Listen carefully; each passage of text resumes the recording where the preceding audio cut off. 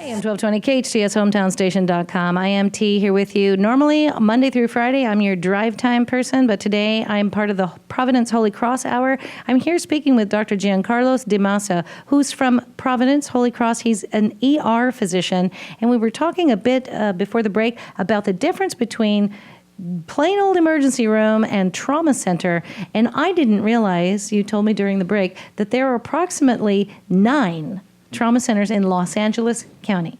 9 trauma centers, and they, the image, again, a lot of what many people base if they haven't had ER experience with themselves or their family members, have been images we've seen on television, on the news, and you'll see the helicopter coming in. One of the questions I asked you was, do most hospitals have a helicopter pad? And your answer was that yes, but it's the trauma center that typically uses that mode of transportation. Here in Los Angeles, you were saying that we don't use that. That's a very judicious use of air support.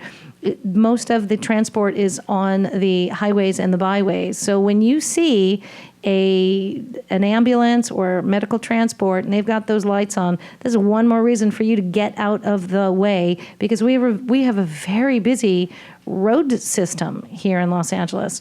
And these trauma centers, they're diplomatically spaced, yes, so that you can cover Los Angeles. Right, so they're geographically spaced around Los Angeles in order to get the catchment area around the hospital to pick up the trauma from that area.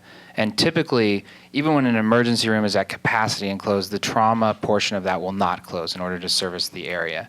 So, any accident that happens in an area that meets a certain, what we call trauma criteria, and that's an array of things, then can go to that local trauma center. And the helicopters are used if it's a patient that is, maybe far out in the mountains, or they're having difficulty getting through, or they're anticipating a really long transport time. It's important that the paramedics get us the patient usually within the hour. We call it the golden hour from the time of the accident. And the more stable way to do that is in a vehicle on our highways and byways. Yeah, and typically the safer way too, if they can. Now, the trauma center at Holy Cross services the San Fernando and Santa Clarita Valley. You guys recently had a very large incident that came in. Can you tell me a little bit about that experience? Well, yeah, and in general, we get about 3 major traumas a day that are the kind of the higher level traumas, and so over 1,000 a year.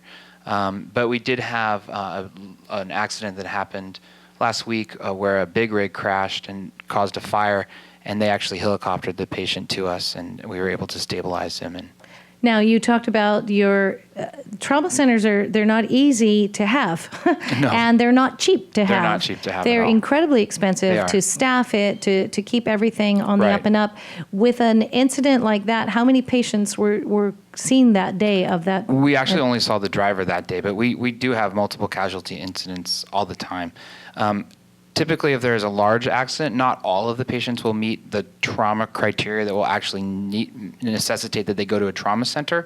So the paramedics at the scene will do a little bit of triage there and we'll get the patients that have the most serious injuries at our center. Tell me a little bit about that criteria for trauma. You don't have to go through all of it, but a little bit. Some of it is obvious things, like if you have a gunshot wound to your chest or abdomen, you're going to be going to a trauma center.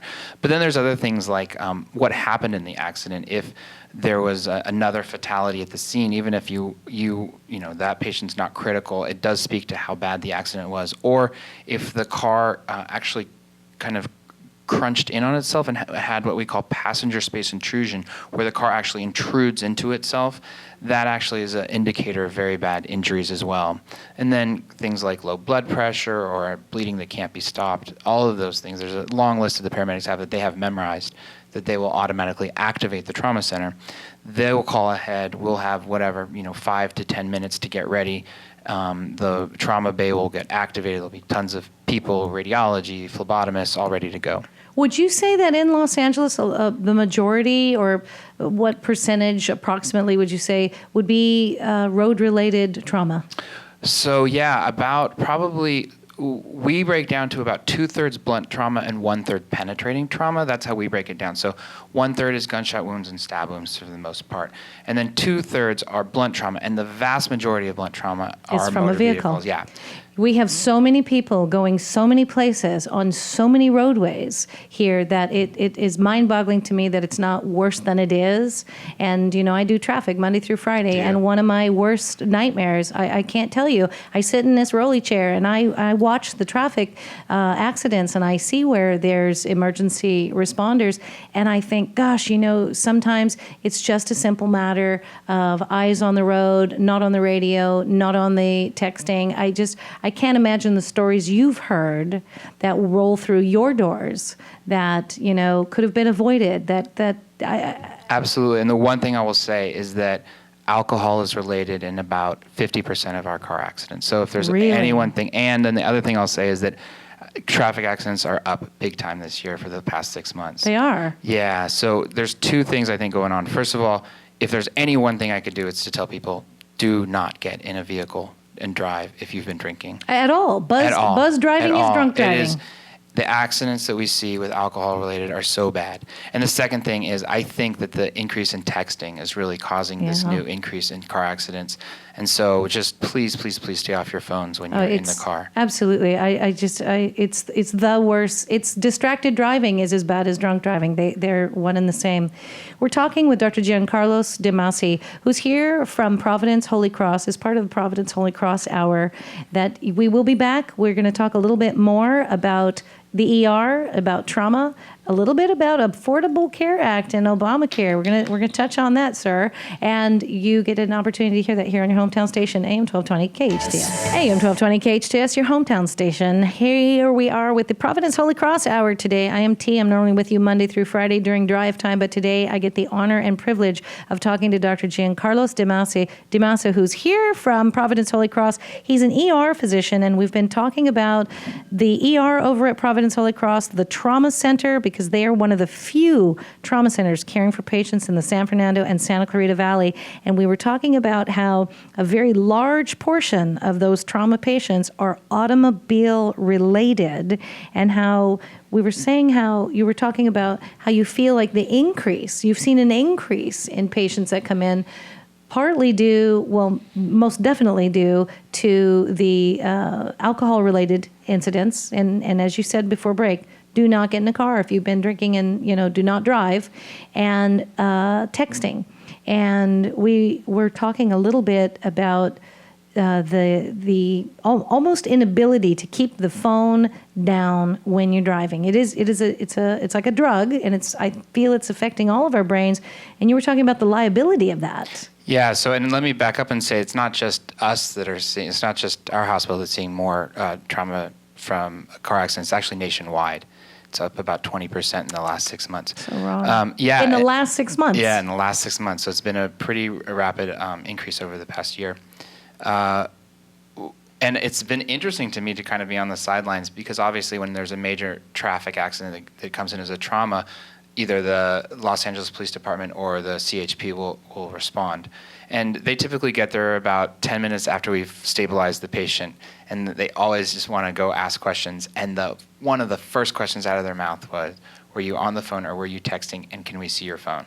They ask every single person that. And it's been eye-opening to me, and certainly made me, when I get that text from home, what's your ETA, or I really have been better about it in the past few months, because I have seen so many, the CHP is just, it's automatic question for them. I've noticed that when I go to get in a car now, if I've been just hammered with a bunch of texts and phone calls, I no longer can have the phone in the seat next to me. It's incredibly tempting to answer that question. Oh, what's my ETA? Oh, I fling the phone in the back seat, because it's like, you know what, you're evil. I can't touch you even, because that's like drinking and driving. I'm curious about one of the questions before the break we set up was about the Affordable Care Act and Obamacare. It's a buzz sentence that's been going around for quite some time. People talking about how that's impacted patients and Americans overall. How has the Affordable Care Act and Obamacare, how's that impacted the ER? We can talk about how it's impacted the patients, but specifically the ER, I'm very curious about what's gone on there. Yeah, so it's difficult for us to show direct cause and effect from the Affordable Care Act and then the patients we see. But so kind of briefly to back up, there's two parts to the Affordable Care Act. And one is just that more patients are able to get insurance. And those are the patients that get the insurance on the exchanges.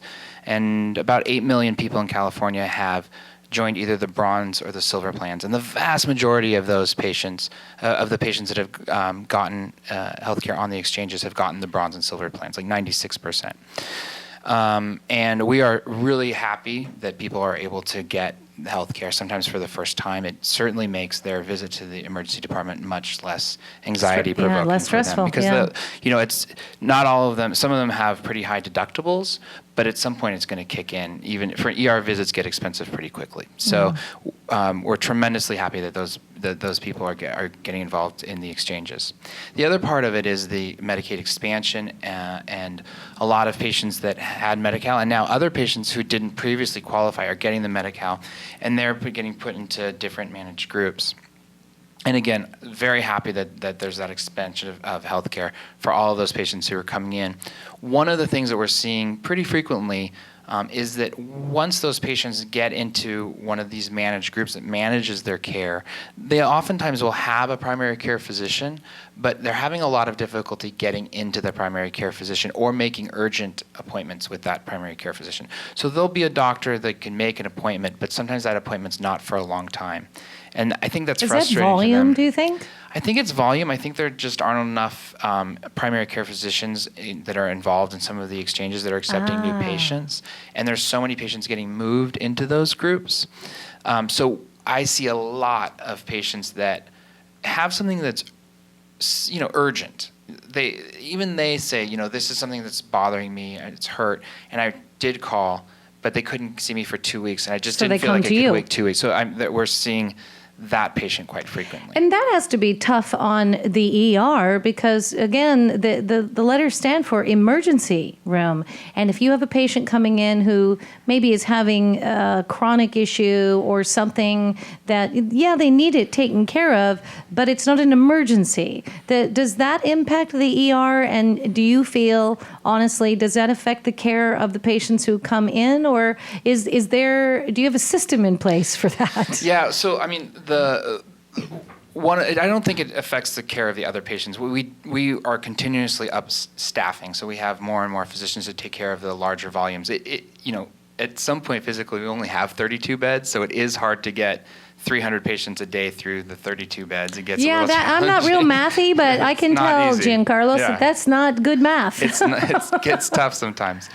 The thing that's hard, I think, for me personally is that I do want to take care of those patients, but sometimes the things that they have, we're just not equipped to take care of because our job really is different from it's very different from a primary care physician's. And our job is to rule out life-threatening issues, to intervene if there is a life-threatening issue, to stabilize the patient, and then to get them appropriate follow-up.